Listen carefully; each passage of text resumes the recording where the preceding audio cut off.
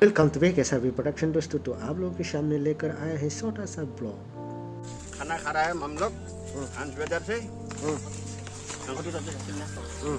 मसला बढ़िया बना ये है दोस्तों मनीदा। अच्छा अच्छा है। ये गांव का नाम क्या है? ये पुनिया पुनिया है, मध्य पुनिया है। मध्य पुनिया। तो दोस्तों हम लोग है आज मध्य पुनिया पे है। तो यहाँ पर आज सब लोग गांव का आदमी लोग आया हुआ है और हम लोग एक मतलब खाना का इंतज़ाम किया हुआ है यहाँ पे। तो आज का खाना होगा यहाँ पे हंस लेकर आया है। तो हंस का मीट से आज यहाँ पे खाना बनाएगा। देखो ये है, तो सुबह से ये देखिए हंस का मीट, तो यही बनाएगा आज भैया बनाएगा। तो चलिए दोस्तों मीट बनने तक थोड़ा इंतज़ार करता हूँ।